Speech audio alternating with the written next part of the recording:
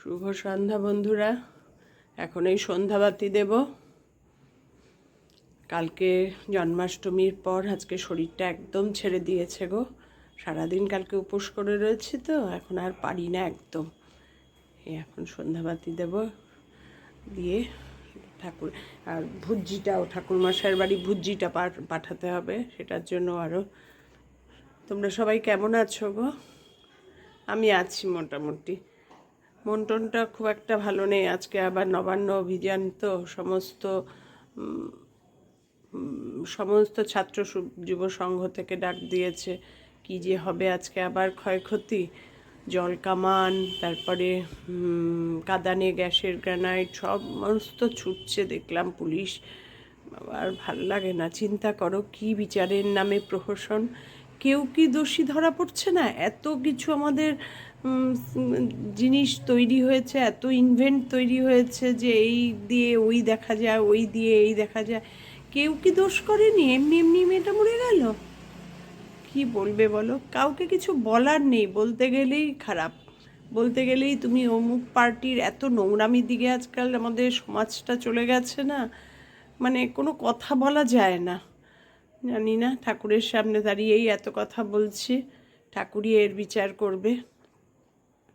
এই জন্য মন টনটা খুব খারাপ, জানো না। একটু বাদে বাদে গিয়ে শুধু খবরের সামনে বসে থাকছি।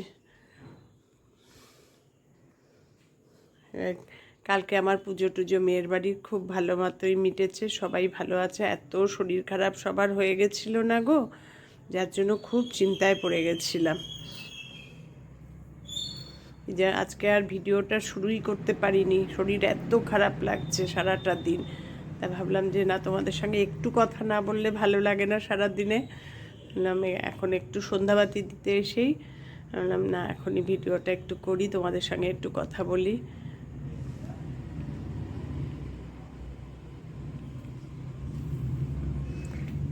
এই ভুজিটাও দিতে হবে, ঠাকুরমশাইয়ের বাড়ির ভুজিটাও দিতে হবে, আমার বাড়ির কাছেই একদম, তার জন্য গিয়ে দিয়ে আসবে। আমার কর্তাই যাবে, আমি আর বাড়ির থেকে বেরোই না গো। আমার আর বাড়ি থেকে ধুমাধুম বেরোনো ওটা ইচ্ছাও করে না, শরীরেও দেয় না। ওই আবার রেডি হও, বেরো, আর যেমন তেমনভাবে বেরিয়েও যেতে পারি না। সব বাসন টাসন ধুয়ে টুয়ে উপর করে রেখেছি। বাড়িতে একটা পুজো টুজো হলে ভালোই লাগে, চারদিক পরিষ্কার পরিচ্ছন্ন, সব হইচই। ঠিক আছে। পুলিশ কি নির্মম অত্যাচার করেছে ছাত্র সংগঠনের ওপর, আমি সেই খবরই দেখছি বসে বসে সমানে, জানো না। টিয়ার গ্যাস, জল কামান, মানে মেরে ছত্রভঙ্গ করে দিচ্ছে। এত বাজে মানে প্রশাসন যে বলার বাইরে। এত বাজে প্রশাসন, এত বাজে প্রশাসন।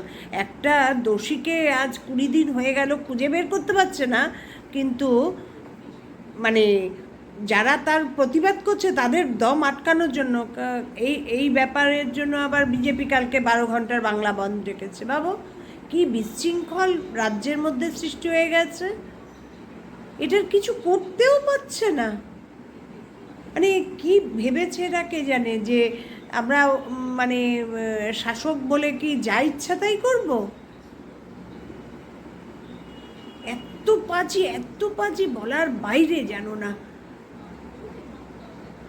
এত নির্মমভাবে অত্যাচার করলো, তার কোনো নেই, শাস্তি নেই। নাকি দুনিয়াকে ভয় দেখাচ্ছে যে সত্যি কিছু বলতে গেলে এইরকমই হবে অত্যাচারিত? বুঝতে পারছি না ব্যাপারটা। এই খবর দেখছি না, আর মনটা ভারাক্রান্ত হয়ে যাচ্ছে, জানো না।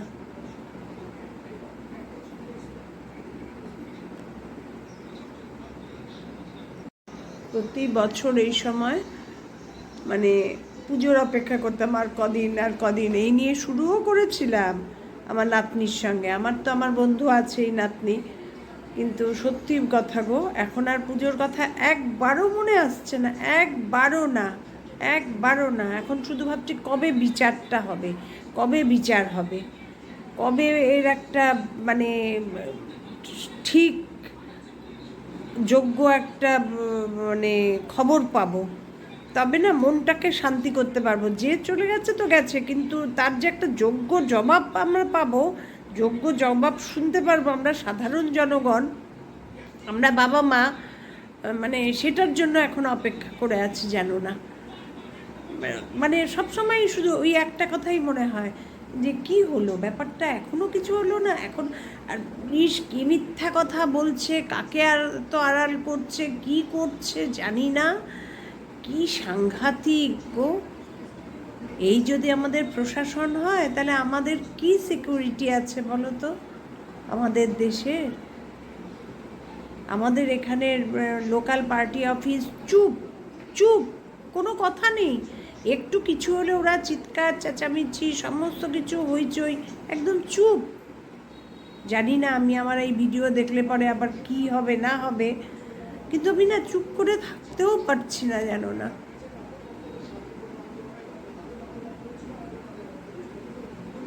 ছাত্র সমাজের সঙ্গে কি জঘন্য ব্যবহার শাসক দলের! এটা আটকানোর অপেক্ষা, এটা আটকানোর নমুনা। মেরে ধরে, তোমাদের হাতে তো সমস্ত আছে, সমস্ত কিছু। ওরা যত বলছে আমরা শান্তিপূর্ণ মিছিল চাইছি, আর শান্তিপূর্ণ থাকে কি করে বলো?